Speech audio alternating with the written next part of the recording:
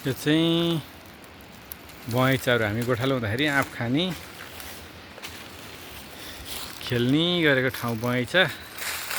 यतापट्टि चाहिँ ठाँटी, यो अब भन्दा चाहिँ ठाँटी सब उब्काएर फलेक जस्ताहरू लगाएर भइसकेको छन्। हामी यहाँ चाहिँ गर्मी भएर आउँदाखेरि दिउँसो बस्ने पनि गरिन्थ्यो। यो चौतारो थियो, एकदम राम्रो चौतारो नि भत्किसकेको छ। चाहिँ हजुरबाले बनाउनु भएको चौतारो। यताको पिपल त खासै हुर्किन सकेन यसमा, तर बर चाहिँ राम्रो थियो। अनि यता बस्तु लाउँथ्यौँ हामी दिनतिर चाहिँ हामी चिनी आँप भन्थ्यौँ बच्चामा, सबैभन्दा मिठो हुने आँप।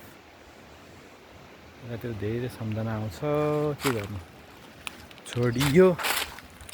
अनि हिँड्दै गएपछि यो देखिने बुढी गण्डकी, जुन 1200 मेगावाटको हाइड्रो पावरको लागि चाहिँ प्रस्तावित हाइड्रो पावर 1200 मेगावाटको यो बुढी गण्डकी। यसको चिसो हावा आउने भएर होला यता प्रायः ठाउँ बस्नलाई एकदम शीतल र रमणीय थियो।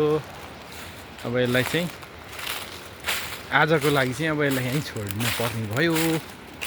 के गर्नु, यस्तै रहेछ हाम्रो पहिला बस्तु चराउने ठाउँ। अब अहिले बस्तु कसैको छैन, घाँस मात्र।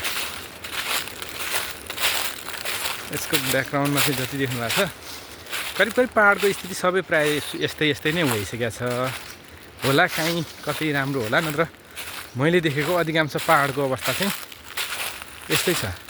यो चाहिँ अलिकति बुढी गण्डकी डुबानले पनि अलिकति छिटो प्रभाव पार्यो होला, आफ्नो ठाउँमा छ। नभए पनि यसलाई चाहिँ बिस्तारै मान्छेहरूले, अब हामीले नै भनौँ न, किन अरूले भन्नु पऱ्यो, सदुपयोग गर्न सकिएन या दुरुपयोग गरियो भनौँ, के हो। यता यस्तो बस्नलाई आनन्द आउने ठाउँ थियो। अब यसलाई छोडेर बिस्तारै हामी कङ्क्रिटको महलतिर, होइन, आरसिसी घर भन्यो के भन्यो, त्यो महलमा अलिकति लम्किँदैछौँ।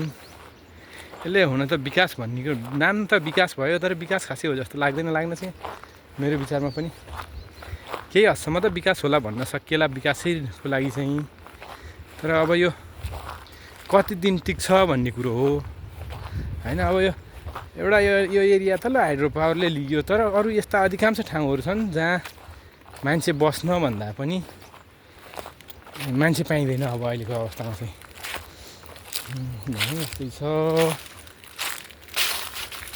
यो हामीले पहिला बस्तु चराउने ठाउँ हो। यो माथि देखिएको एउटा तपाईँलाई म जुम गरेर देखाउँछु, तर देखिन चाहिँ घरहरू त देखिँदैन, पहिला यहाँबाट देखिन्थ्यो। यो जुम गरेर जाँदाखेरि यो सालको टुप्पो आसपासमा देखेको पहिला हाम्रो गाउँ हो।